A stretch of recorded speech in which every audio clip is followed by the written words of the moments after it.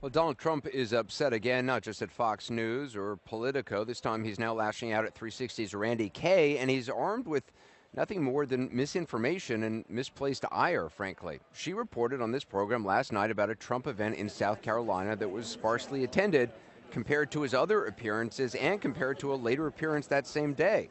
Trump apparently did not like that and attacked the messenger this morning on New Day on CNN. Your reporter in South Carolina, who was absolutely terrible. She covered my speech. I made a speech to the African American Chamber of Commerce in South Carolina. Yes. Wonderful people. And the room was full. Every seat was full. When I went to the stage, everybody rushed forward. They all rushed to the front of the room. It was a ballroom. They all rushed to the front of the room. And when they did that, you had half of the seats in the back were empty because everybody was standing in the front. Mm-hmm. And we had a great time. It was like a great thing. She starts off, the CNN reporter, absolutely horrible reporter. She starts off saying, oh, look, the room is half empty. The room wasn't half empty. Everybody was standing right next to me in the front of the room. Well, make no mistake, everything you just heard Donald Trump say is wrong. Here again is Randy Kay. I'm just excited about seeing him in person.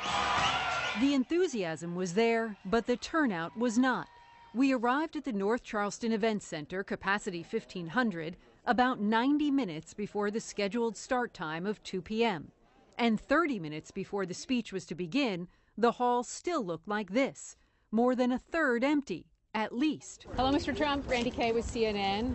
When Trump arrived, he was happy to see us. CNN. Come here, CNN. But that happiness turned into something else entirely this morning, after he saw our report last night, noting the room was only about two-thirds full.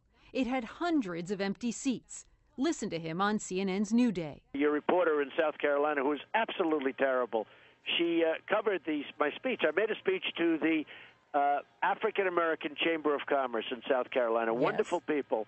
And the room was full. Every seat was full. Every seat full? Not so much.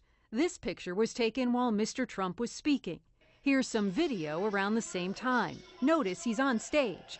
And notice the many empty seats in the back of the room. Again, Mr. Trump. When I went to the stage, everybody rushed forward. They all rushed to the front of the room. It was a ballroom. They all rushed to the front of the room. And when they did that, you had half of the seats in the back were empty because everybody was standing in the front. For the record, not everyone was standing, and the empty seats were empty because they were never occupied. We weren't the only ones who noticed. This New York Times headline reads, "A day of empty seats and Donald Trump in full attack."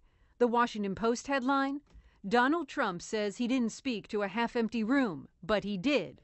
The Post's writer, Philip Bump, noted Trump's comments about our reporting, then fact-checked it, posting this photo from the Associated Press. Notice all the empty seats?